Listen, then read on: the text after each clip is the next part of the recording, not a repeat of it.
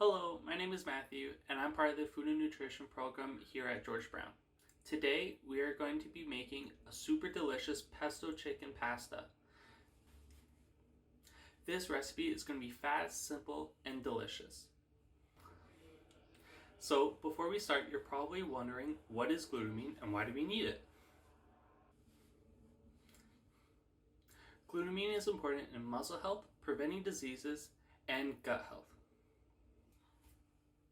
Because of these three things, it is important to maintain good levels of glutamine, especially in the elderly. A great way to do this is by having high protein meals, as usually about 6% of protein is also glutamine.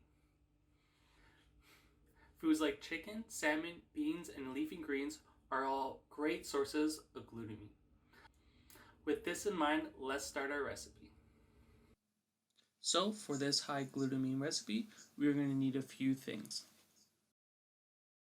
We are going to need olive oil, cheddar cheese, pine nuts, garlic, basil, parsley, and spinach.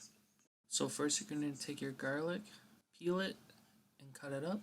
Then you're going to take your basil and cut off the stems. Then you're going to take your pine nuts and measure them out. Then you're going to take your spinach and cut off the ends. You're going to take your parsley and also cut off the ends. You're going to take your cheddar cheese and shred it. You're going to take your olive oil and measure it out. And this should be everything you need for the pesto. So once you have all the ingredients ready for the pesto, in a blender you're going to add in your olive oil. Next you're going to add in all of your garlic. Then you're going to add in all of your pine nuts. Next, you're going to add in half of the spinach, half of the parsley, and half of the basil. Pat that down onto the bottom of the blender. Next, put a lid on your blender and blitz the pesto for about 30 seconds.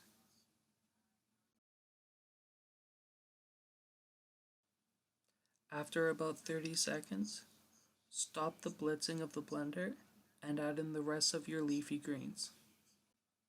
Once everything is in the blender, blitz for another 30 seconds until smooth. This is what your pesto should look like. Once your pesto is fully blitzed, add it to a bowl.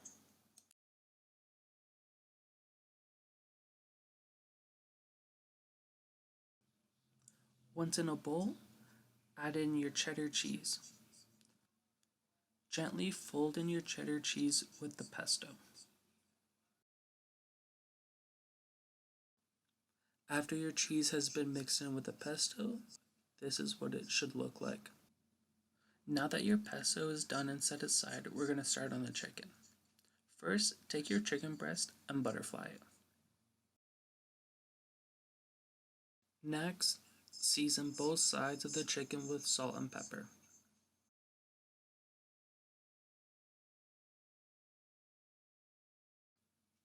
After you are done seasoning the chicken, put it on a grill that is on high heat.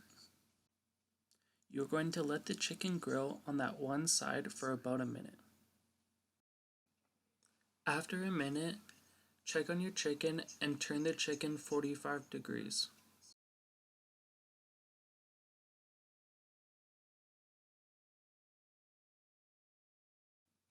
After you've turned your chicken 45 degrees, let it cook for another minute on that side.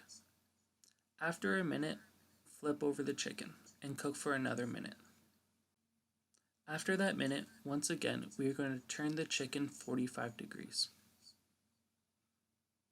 Finally, we're going to let it cook for one more minute.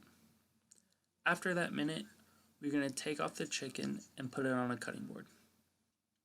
Now that your pesto is done and your chicken is resting, we are going to start on the pasta. We are going to take some homemade or store-bought pasta and put it in some boiling water with salt.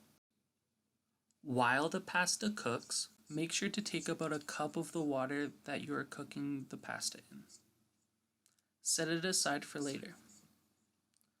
Once the pasta is done cooking, transfer it to a pan. Once you have transferred your pasta into a pan, Without heat, add 3 big scoops of your pesto. Next, add a few splashes of that reserved water that you had in the cup before. This will help with the consistency of the pesto. Once all in a pan, toss to mix the pesto and the pasta together. Once mixed, we're going to turn our attention back to our chicken. With our chicken, we're going to cut it into slices. The last thing that's left to do is to plate our pasta. First, in a bowl, we're going to place our pesto pasta into the center of the plate. A good tip is to twirl the pasta with your tongs to get a nice high plating. Next, we're going to take our chicken slices and lay over top of our pasta. Now that our chicken pesto pasta is all done, the only thing left to do is enjoy. Thank you.